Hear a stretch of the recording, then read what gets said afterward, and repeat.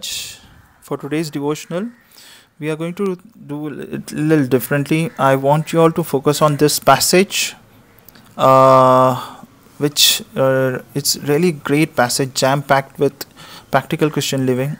It's from the book of Colossians, chapter 3, verse 1 to 17. And as a believer, many of the time we have this question, especially when you have come to know Christ, recently. And first thing that we think is, okay, we know the Lord, we have accepted Christ, now how should we live then? And I think this passage is really helpful, and as a believer for many years also, we have to read this again to get our perspective right. So let's just dive in. So, if then you have been raised with Christ, seek the things that are above, where Christ is seated at the right hand of God. Set your mind on things above, not on things that are on earth. For you have died, and your life is hidden with Christ in God. When Christ, who is your life, appears, then also will appear with him in glory.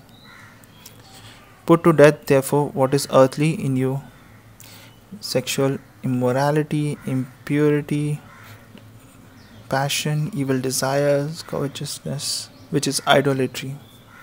On account of these, the wrath of God is coming.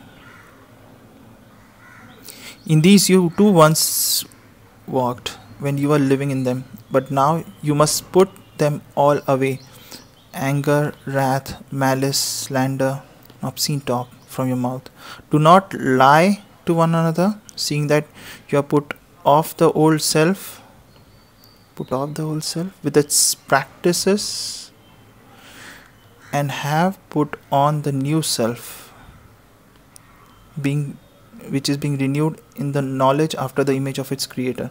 Here there is not Greek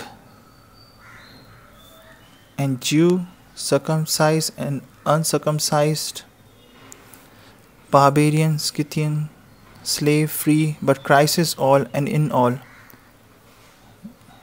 Put on then, as God's chosen ones, holy and beloved, compassionate heart, kindness, humility, meekness, and patience, bearing with one another, and if one has complained against another, forgiving each other, as the Lord has forgiven you, so you must forgive. And above all these, put on love, which binds everything together in perfect harmony. And let the peace of Christ rule in your hearts, to which indeed you were called in one body, and be thankful. Let the word of Christ dwell in you richly, teaching and admonishing one another in all wisdom, singing hymns, psalms and hymns, spiritual songs with thankfulness in your heart to God. And whatever you do in word or deed, do everything in the name of the Lord Jesus, giving thanks to God the Father through him. So here, let me go to the first verse. Here he starts with where our focus should be. Our hearts and our minds should be set on things above, not on earthly things, not on things that perish, but things that are eternal, that matters. So that once we have that right perspective, once we have that right mind and heart are set properly, then we can see those things, and then we can live according to what we are supposed to live. So it's so important that Paul has mentioned them consecutively in two different verses. And what does it mean to put our heart and mind on things above? He's talking about to look at Christ, who is seated at the right hand of God, and when he will appear, there is a blessed hope that we will appear with him in glory, and in glory, without sin, blameless, with our new body. So that we are supposed to keep our minds on. And this reminds me of when to focus on things about it. Reminds of the hymn, turn your eyes on Jesus, look fully into his wonderful face, and things of the world will grow strangely dim in the light of his glory and grace. So things of the world will go dim once our mind is set on Christ.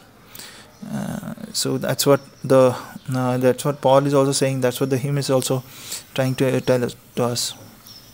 And then he says that we have a new self now. Our old self, which we have to put to death. Okay, which and what were its practices? Its practices were earthly things. In verse 9 you will see, do not lie to one another, seeing that you have put off the old self. Not only we have to put off the old self, but we have to put off its practices. And what were its practices? Sexual immorality, impurity, passion, evil desire in verse 5, as you see, and covetousness, which is idolatry. So we have to put this off. Now you will see that these are obvious sins, that if you sin these things, obviously people see, and people have a response, very strong response to this whenever everybody understands this is sin. But he also wants us to put off as believers these things which are not so obvious or hidden sins, that we lie, we have anger, wrath, malice, slander, obscene talks. So, and do not lie to one another also. These are all old self practices. We have to put this off. So what we have to put on then? So we have to put on new self. And first, before putting on new self, Paul is telling that we all in Christ. We all are in Christ, and Christ is in all. There is no superior, inferior. There is no higher or lower. That we all are one in Christ. There is no slave, free, circumcised, uncircumcised. There is no differentiation. All are children of God. Now, verse 12, he tells us what our new self should put on. These are that we should live holy and beloved, compassionate hearts, kindness, humility, meekness, patience, bearing with one another, and and if we have any complaint with other, but then also we have to forgive one another. So these are the things we have to put on, and we have to put off the old nature. And above all things, not only these things, but to bind these all together, the most important thing is that we should have love, which binds everything together in perfect harmony. Now, day to day, we have to make sure that the word of Christ dwells in us richly, teaching one another in all news. Now, how the word of Christ can dwell in us richly? It's through reading the scripture, studying the word, and meditating on it. That's how it will dwell in us richly.